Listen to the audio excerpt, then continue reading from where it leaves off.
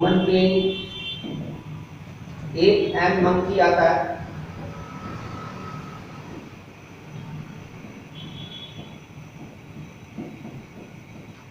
Normal जो cycle चलता है मेंस्ट्रुअल साइकिल, इसको कहते हैं हम लोग 28 डेज साइकिल,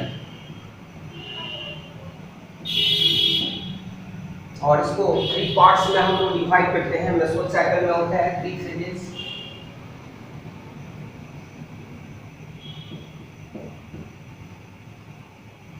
सबसे फर्स्ट है मेंसेस,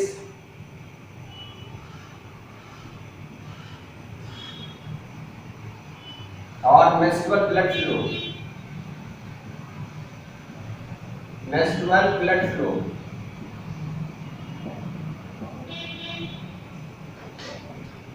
फेज, और ये फेज यूजुअली 3 से 5 डेज का हो सकता है, 3 to 5 डेज, या आप कह सकते हैं 4 to 5 डेज, ये आप बोल सकते हैं। और टोटल ब्लड जो इसमें लॉस होता है, लॉस ऑफ टोटल ब्लड, ये है 70 ml to 100 ml। ये ब्लड क्लॉट नहीं करता है फीमेल के जेनिटल ट्रैक्ट में। Menstrual blood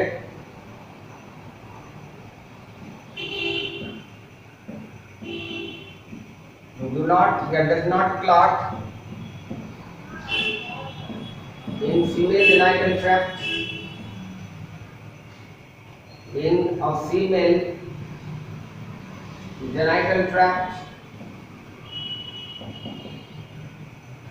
female genital tract, due to presence of fibrinolysis,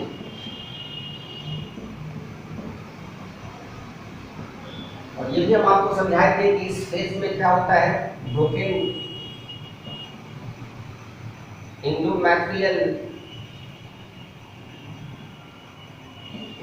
endometrial tissue of uterus passed out per vagina।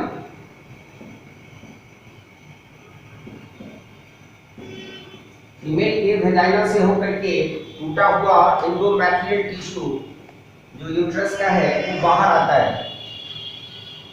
कभी कभी ऐसा होता है कि हम लोग देखते हैं किसी किसी फीमेल में या तो ज़्यादा ब्लड लॉस हो जाता है या मेंसेस होता ही नहीं है, या फिर नॉर्मल जो मेंसेस है,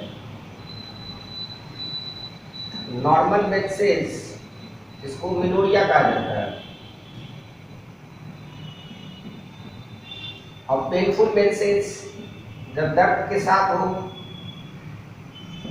तो आप इसको कहेंगे डिस्मेनोरिया।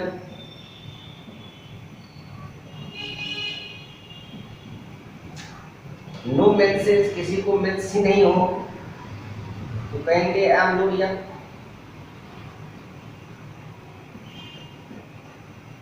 ज्यादा हो जाए तो कहेंगे मोर ब्लड लॉस या मोर ब्लड लॉस ड्यूरिंग मेंसेस, हाइपरमेनोरिया।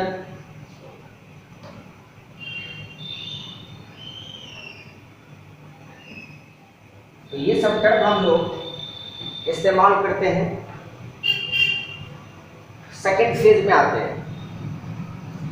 आपको याद होना चाहिए कि जब इंडोमेट्रियल टिश्यू क्या होगा, टूटता जाएगा, तो यूट्रस का जो थिकनेस है वो क्या होता जाएगा, घटता चला जाएगा। जो हम आगे आपको डायग्राम में दिखलाएंगे, आगे हम आपको बताएंगे कैसे होता है। और हम लोग सेकेंड फेज में आ रहे हैं।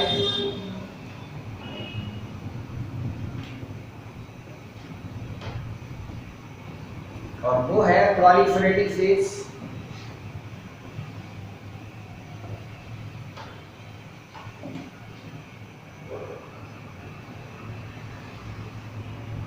सेकेंड फेज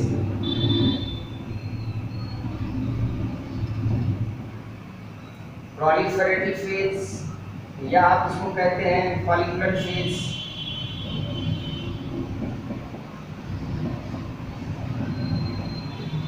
या आप इसको कह सकते हैं एस्ट्रोजन फेज।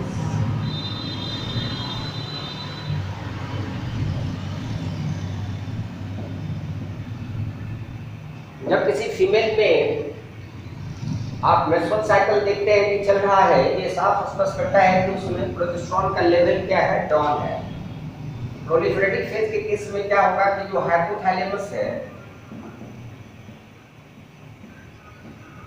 हाइपोथैलेमस अपने में से रिलीज करेगा गोनाडोट्रोपिन रिलीजिंग फैक्टर को। ये आके एंटीरियर पिट्यूटरी पर एक्ट करेगा और एंटीरियर पिट्यूटरी अपने से FSH नाम का हार्मोन सेक्रेट कर देगा। आपको हम FSH का फुल फॉर्म बताए हुए हैं, फॉलिकुलर स्टिमुलेटिंग हार्मोन। ये फॉलिकुलर स्टिमुलेटिंग हार्मोन कहाँ आके एक्ट करेगा? Acts on germinal epithelial layer, G layer, germinal epithelial layer of ovary. ये ओवरी के जर्मिनल एपिथेलियल लेयर पर यानी जर्मिनल एपिथेलियल सेल्स पर एक्शन लेना शुरू करेगा और इसके कारण हो जाएगा formation of Graafian follicle. Graafian follicle का फॉर्मेशन क्या हो जाएगा? स्टार्ट हो जाएगा।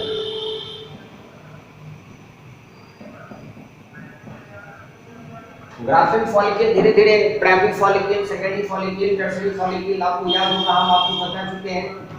सबसे पहले क्या होगा? ट्यूब बनेगा, एक ट्यूब, एक नेस्ट, ये सब आपको इसलिए बताए हुए हैं। एक ट्यूब, तब बनेगा एक नेस्ट, एक नेस्ट से बनेगा प्राइमरी फॉलिकल, प्राइमरी फॉलिकल से बनेगा सेकेंडरी फॉलिकल,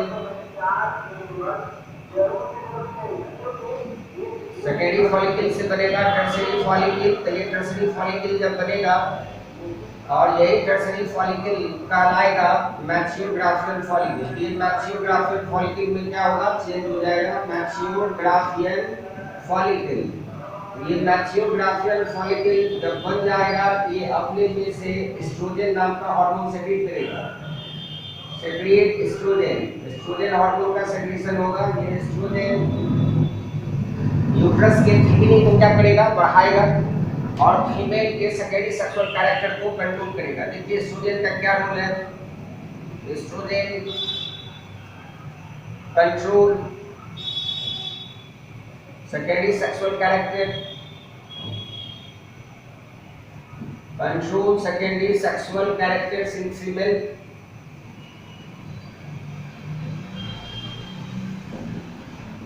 फीमेल के सेकेंडरी सेक्सुअल कैरेक्टर को ये कंट्रोल करेगा। एस्ट्रोजन कहेंगे क्या करेगा? तो साइड ऑफ, देखिए साइड ऑफ क्या करेगा? बढ़ाएगा, increase size of uterus, vagina, fallopian tube,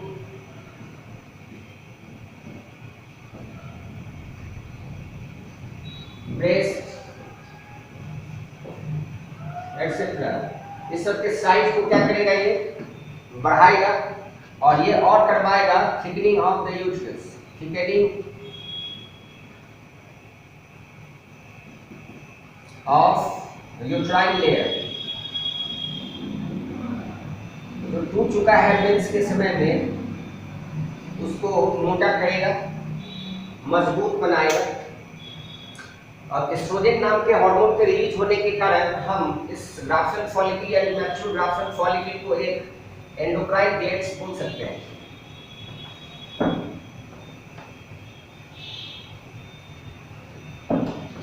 अब देखिए इसमें दो हार्मोन का लेवल बढ़ा, पहले बढ़ा किसका? FSH का, इंक्रीज FSH, और बाद में किसका लेवल बढ़ गया? कौन सा? Increase estrogen. ये दो हार्मोन का सेक्रेशन होगा। ये दोनों हार्मोन का लेवल जब बढ़ेगा तो ये क्या करेगा? एक्टिवेट करेगा ग्राफियन फॉलिकल के सेल को, I mean granulosa cell, membrana granulosa cell को, कि वो अपने ऊपर LH रिसेप्टर को इंक्रीज करा, तो stimulate granulosa cells, stimulate granulosa cell of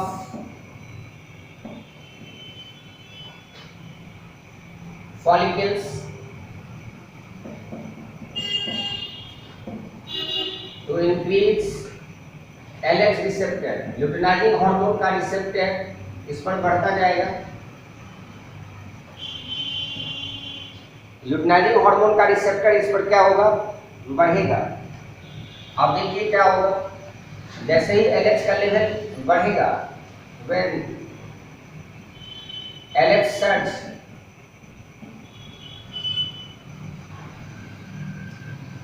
LH level क्या होगा, इंक्रीज करेगा, पहुंच जाएगा। जैसे ही LH का लेवल क्या होगा, rupture of mature Graafian follicle हो जाएगा, rupture of mature Graafian follicle हो जाएगा। और आप इसको कहेंगे ऑवुलेशन, इसको कहेंगे आप ऑवुलेशन हो गया। ऑवुलेशन का मतलब है रिलीज ऑफ एन एग हो गया, release of an egg in secondary oocyte stage. Secondary oocyte stage में ये एग रिलीज होता है, ये सब हम आपको पहले ही से दिखा चुके हैं। तो release of an egg in secondary oocyte stage, secondary oocyte stage में एक क्या हो जाएगा, रिलीज हो जाएगा। और ये होगा कब, ओवुलेशन कब होगा, तो mid of the menstrual cycle ovulation occurs, ovulation occurs usually in the mid of menstrual cycle। Menstrual cycle के एकदम बीच वाला जब फेज आएगा तब हो जाएगा। हम आपको बता चुके हैं ये मेंस्ट्रुअल साइकिल 28 डेज का है। तो 28 डेज में से आप देखिए, जैसे हम डे फर्स्ट से स्टार्ट करते हैं, day first, second, third, fourth, fifth, ऐसे करते करते हम लोग बढ़ते बढ़ते जब 14th पर जाएंगे, जब 14th डे पर हम लोग आ जाएंगे, इसका मीन्स है कि हम लोग हाफ डे कवर कर चुके हैं। छोटी देखिए 28 डे साइकिल आपको बताया गया था, उसमें से हम कहां तक आ गए हैं, 14th डे पर आ गए हैं। यूजुअली आपको पता है कि 4th या 5th डे तक क्या होता है, मेंसेज होता रहता है 1 से लेके 5th डे तक। अब सोचिए ये 6 से लगभग स्टार्ट होगा, 6 डे से स्टार्ट होगा ये, और 6 डे से लेके 14th डे तक ये जो फेज यहाँ से लेके यहाँ तक होगा, यही कहलाएगा प्रोलिफरेटिव फेज या फॉलिकुलर फेज। ये फेज फॉलिकुलर फेज हो जाएगा।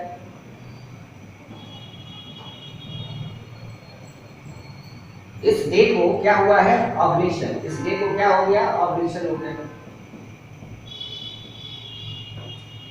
जिस दिन ग्राफियन फॉलिकल रप्चर हो जाएगा, जिस दिन मेंस स्टॉप करेगा और ग्राफियन फॉलिकल रप्चर हो जाएंगे, मेंस के स्टॉप से लेके और ग्राफियन फॉलिकल के रप्चर होने तक का फेज हम लोग यूजुअली फॉलिकुलर फेज कहते हैं, जिसमें FSH और LH आप देख रहे हैं एक्शन ले रहा है और साथ में एस्ट्रोजन रिलीज हो रहा है।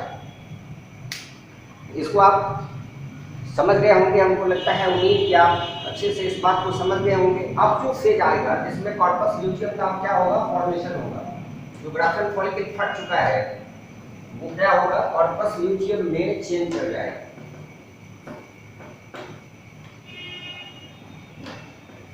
अब हम लोग थर्ड फेज की बात कर रहे हैं।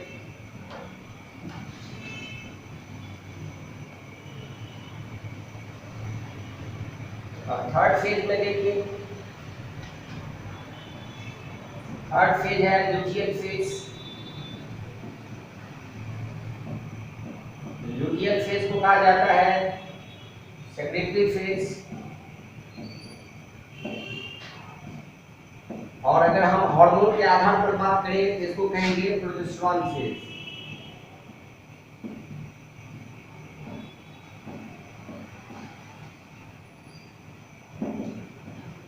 अब सबसे पहले आपको ये समझना होगा कि जो रप्चर ग्राफियन फॉलिकल है, रप्चर ग्राफियन फॉलिकल के जो थीकल सेल्स होते हैं वो यहाँ रह जाते हैं, थीकल सेल्स। और बाकी जो ये फट चुका है तो इसमें से बाकी लेयर के साथ एक बाहर आ चुका है, एक अपने साथ एक विथ याद कीजिए ओन मेम्ब्रेन, एक अपना मेम्ब्रेन, वेना कैलोसिडा, corona radiata and membrana granulosa, इतने सारे लेयर के साथ ये बाहर आ गया रहता है और एक किस स्टेज में रहता है तो आंसर होगा सेकेंडरी oocyte स्टेज। और इसके साथ फर्स्ट पोलर बॉडी रहता है जब ये ओवरी से क्या होता है रिलीज होकर के बाहर आ जाता है। बाकी जो थीकल सेल्स है या साथ में जो फॉलिकुलर सेल्स है, ग्रैनुलोसा सेल कुछ यहाँ पर आ गया है, ये दोनों थीकल सेल है और जो कुछ ग्रैनुलोसा सेल यहाँ रह गया है। अब देखिए क्या होगा, ये सेल्स धीरे धीरे इसमें डिपोजिशन ऑफ ल्यूटिनाइजेशन होगा, इसमें कहिए ल्यूटिनाइजेशन, जिसमें होगा keratin plus yellow lipid deposition, yellow lipid deposition. और इसके कारण इस प्रोसेस का नाम हो गया ल्यूटिनाइजेशन और ये ग्रैनुलोसा सेल कॉर्पस ल्यूटियम में चेंज कर जाता है। और इस केराटिन पिगमेंट के कारण कॉर्पस ल्यूटियम का कलर येलो हो जाता है। ये थीकल सेल भी एंडोक्राइन सेल्स के जैसा काम करता है, ऐसा माना जाता है। एक्ट्स एज एंडोक्राइन ग्लैंड, और ये सेक्रेट करता है, सेक्रेट एंड्रोजन, कुछ एंड्रोजन को ये सेक्रेट फ्यू एंड्रोजन्स या लिस्ट अमाउंट ऑफ कहिए, secrete least amount of androgen, कुछ एंड्रोजन को ये सेक्रेट करता है फीमेल में। जैसे मेल में टेस्टोस्टेरोन एक एंड्रोजन है, ये एंड्रोजन यहाँ पर भी कुछ न कुछ सेक्रेट होता है। अब ये आपको बता चुके हैं कि जो कॉर्पस ल्यूटियम है ये अपने में से मोर प्रोजेस्टेरॉन, ज्यादा प्रोजेस्टेरॉन निकलने के कारण ही इस फेज को हम लोग प्रोजेस्टेरॉन फेज कहते हैं। मोर प्रोजेस्टेरॉन लेस एस्ट्रोजन, और फर्टिलाइजेशन हुआ कि नहीं रिलीज डेट का, उसके आधार पर ये इनहिबिन और एक्टिविन को भी सेक्रेट करता है। अगर नहीं हुआ फर्टिलाइजेशन, एक्टिविन को सेक्रेट करेगा, और अगर रिलीज डेट का फर्टिलाइजेशन हो गया तो ये इनहिबिन को सेक्रेट करेगा।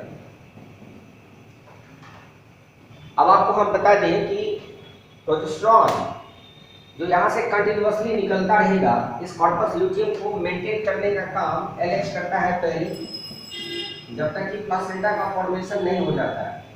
लेकिन आफ्टर प्लासेंटा फॉर्मेशन इसका मेंटेनेंस कॉर्पस ल्यूटियम का, कि प्रोजेस्टेरॉन कंटिन्यूअसली सेक्रेट होता रहे, वो करता है। आपको बता दें एचसीजी नाम का हार्मोन, तो एचसीजी प्लासेंटा फॉर्मेशन से पहले एलएच और फिर एचसीजी, ये दोनों मिल करके कॉर्पस ल्यूटियम को क्या करता है, मेंटेन करके रखता है। मेंटेन कॉर्पस ल्यूटियम, सीएल का मींस क्या पढ़ेंगे आप, कॉर्पस ल्यूटियम, इसको हम सीएल कहते हैं।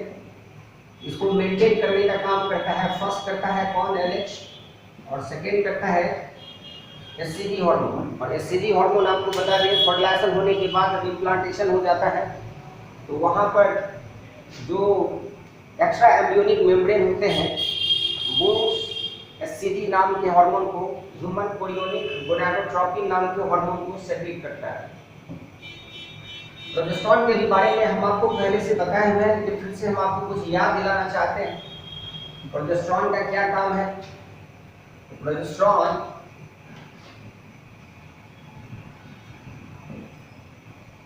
प्रोजेस्टेरॉन पहले तो जो हाइपोथैलेमस है तो अपने में से निकालते रहता है जीएनआरएफ को, और जीएनआरएफ जो एंटेरियर पिट्यूटरी पर एक्ट करता है, और एंटेरियर पिट्यूटरी जो अपने में से एफएसएच और एलएच को सेक्रेट करता है। इस सबको ये क्या कराएगा, स्टॉप कराएगा। इसका काम होगा इसको रोक देना। माइनस साइन का मतलब है कि हाइपोथैलेमस को इनहिबिट कर रहा है कि गोनाडोट्रोपिन रिलीजिंग फैक्टर ना रिलीज करे, और ये इनहिबिट कर देगा एंटेरियर पिट्यूटरी को कि अपने में से एफएसएच और एलएच को सेक्रेट ना करे। इसके अलावा प्रोजेस्टेरॉन का काम क्या है, तो प्रोजेस्टेरॉन का काम है इनहिबिट या stop uterine movement. Uterine movement को क्या करता है, ये रोक देता है। देखिए जैसे ही मैच्योर ग्राफ्सन फॉलिकल रप्चर होता है, तो मैच्योर ग्राफ्सन फॉलिकल जैसे ही रप्चर होगा और कॉर्पस ल्यूटियम का जैसे ही फॉर्मेशन शुरू हो जाएगा, प्रोजेस्टेरॉन का रिलीज शुरू हो जाएगा, बेसल बॉडी टेम्परेचर बढ़ना शुरू हो जाएगा। तो किसी फीमेल का अगर बेसल बॉडी टेम्परेचर अगर रेज कर गया, ये साफ स्पष्ट करता है कि एक रिलीज हो चुका है ओवरी से। एक है basal body temperature, BBT, basal body temperature. Basal body temperature तभी एक फीमेल में बढ़ता है जब उसका एक रिलीज ओवरी से होता है, और उस बेसल बॉडी टेम्परेचर को भी बढ़ाने में आप कह सकते हैं प्रोजेस्टेरॉन रोल प्ले करता है। प्रोजेस्टेरॉन इंडिकेट कर देता है कि हम रिलीज हो चुके हैं, क्या करा करके, बेसल बॉडी टेम्परेचर को बढ़ा करके। तो एक फीमेल का बेसल बॉडी टेम्परेचर अगर लिया जाए जिस समय में उसका मेंस्ट्रुअल साइकिल चलता है, और जिस दिन उसका बेसल बॉडी टेम्परेचर रेज हुआ है, ये साफ स्पष्ट करता है कि उसके ओवरी के ग्राफ्सन फॉलिकल ओवरी से बाहर क्या हो चुके हैं, फट करके बाहर आ चुका है, यानी वो अपने में से एक को रिलीज कर चुका है। तो ये भी क्वेश्चन इंपॉर्टेंट है। स्टॉप करके यूट्राइन मूवमेंट को ये क्या करेगा, मेंटेन प्रेगनेंसी। अगर यूट्रस का मूवमेंट अगर होता रहा तो एबॉर्शन हो सकता है। तो एक तरह से कहिए प्रोजेस्टेरॉन का काम है एबॉर्शन को क्या करना, रोकना, और मेंटेन प्रेगनेंसी, प्रेगनेंसी को मेंटेन करना।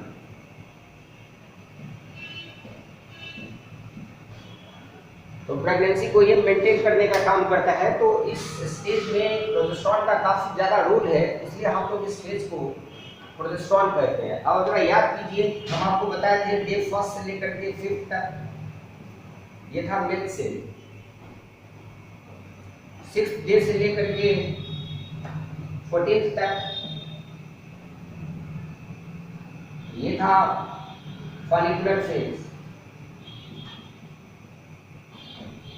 ये फॉलिकुलर फेज है।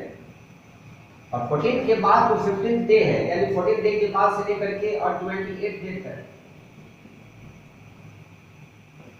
अब जो फेज होगा वो फेज क्या कहलाएगा, ल्यूटियल फेज। इस डेट को क्या हो गया, ऑवुलेशन। इस फेज को आप कहेंगे ल्यूटियल फेज।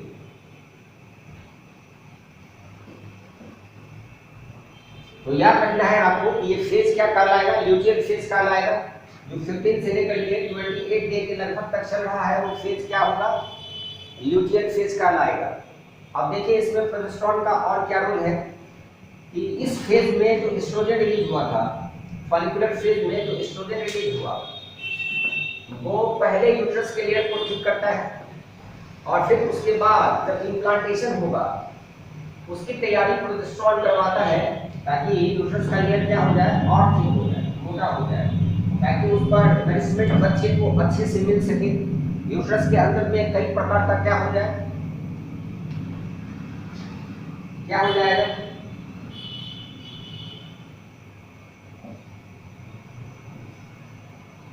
ब्लड वेसल्स बनना स्टार्ट होगा ताकि बच्चे को ब्लड के द्वारा सारा नरिशमेंट मिल सके। यहाँ पर प्रोजेस्टेरॉन का काम है डे 14 के बाद 15 से लेकर के आगे तक, जब तक कि फर्टिलाइजेशन अच्छे से नहीं हो जाता है, इम्प्लांटेशन नहीं हो जाता है, तब तक यूट्रस के लेयर को क्या करना, ठीक करना। तो thickening of uterine layer, thickening of uterine layer plus increase in number of blood vessels, increase in number of blood vessels। बीबी का मतलब आप क्या पढ़ेंगे, ब्लड वेसल्स। ताकि बच्चे को क्या हो जाए, नरिशमेंट मिले। और इस फॉलिकुलर फेज में क्या निकलता है, एस्ट्रोजन। तो देखिए ओवुलेशन से के बाद यूट्रस का जो लेयर थिक होगा वो प्रोजेस्टेरोन करवाएगा, और ओवुलेशन से पहले जो यूट्रस का लेयर थिक होगा, इस मेंसेज में जो यूट्रस का लेयर ब्रोकन हो क्या रहेगा, broken endometrium.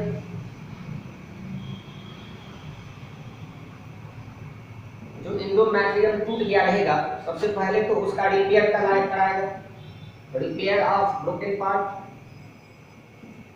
Repair of broken part, और plus thickening of uterine layer, thickening of uterine layer. तो आपको समझना है कि कैसे यूट्रस का लेयर मेंटेन किया जाता है। अब आप खुद सोचिए, अगर एक रिलीज हुआ तो एक का लाइफ हम आपको बता चुके हैं कि 24 आवर्स से लेकर के 48 आवर्स तक होता है फीमेल जेनिटल ट्रैक्ट में। और उस समय अगर एक का फर्टिलाइजेशन हो गया तो कंटिन्यूअस प्रोजेस्टेरोन का रिलीज होता रहेगा, यूट्राइन थिकनिंग क्या होता जाएगा, और ज्यादा होता जाएगा। लेकिन अगर सोचिए एक फर्टिलाइज नहीं हुआ तो प्रोजेस्टेरोन का रिलीज, क्योंकि कॉर्पस ल्यूटियम जो है वो चेंज कर जाता है किसमें, कॉर्पस अल्बिकेंस में। हम इसी फेज की बात करते हैं, डे 14 हुआ, ओवुलेशन हुआ। अब आप ऐसे समझिए, ये 14th डे है और इस डे को ओवुलेशन हुआ। ओवुलेशन हुआ तो एक का life of an egg in female genital tract, ये एक सेकेंडरी oocyte के रूप में निकला रहता है। आपको कई बार बता चुके हैं फीमेल जेनिटल ट्रैक्ट। हम आपको पहले भी बता चुके हैं ये कितना होता है, तो आंसर होता है 24 आवर्स टू 48 आवर्स, 1 से 2 दिन यही होता है इसका लाइफ। इतने देर तक नहीं स्पर्म को एक को फर्टिलाइज करना होगा। अगर नहीं हुआ फर्टिलाइजेशन तब क्या होगा, देखिए 14 डे के बाद नो फर्टिलाइजेशन। अगर फर्टिलाइजेशन नहीं होता तो ऐसे कंडीशन में जो कॉर्पस ल्यूटियम है वो corpus luteum changes into corpus albicans. आपको याद होगा, आप बता चुके हैं ये येलो होता है, पहचान है। जैसे जैसे येलो कलर घटता जाएगा बाद में ये व्हाइट हो जाएगा, और जब व्हाइट हो जाएगा तो अचानक प्रोजेस्टेरोन का लेवल क्या होगा, घटता जाएगा। और प्रोजेस्टेरोन व्हाइट होने पर क्या होगा, एक सडन फॉल होगा प्रोजेस्टेरोन लेवल। और प्रोजेस्टेरोन का लेवल क्या होगा, जैसे ही फॉल करेगा आप समझ सकते हैं कि प्रोजेस्टेरोन लेवल फॉल होते ही जिसको ये इनहिबिट किया था वो क्या हो जाएगा, स्टॉप कर जाएगा। जैसे कि आपको याद होगा कि हाइपोथैलेमस अपने में से जीएनआरएफ निकाला था, गोनाडोट्रोपिन रिलीजिंग फैक्टर को छोड़ा था, और gonadotropin releasing factor anterior pituitary पर एक्ट किया था, और एंटीरियर पिट्यूटरी अपने में से एफएसएच को रिलीज किया था और एलएच को रिलीज किया था। आपको बताए थे कि प्रोजेस्टेरोन जब अच्छा रहता है तो इसको क्या करेगा, रोका था, इस फेज को भी रोका था, इस फेज को भी रोका था, ये हार्मोन ना निकले, ये ना निकले। लेकिन जैसे ही प्रोजेस्टेरोन का लेवल क्या होगा, फॉल होगा, ये जो स्टॉपेज था वो क्या हो जाएगा, हट जाएगा।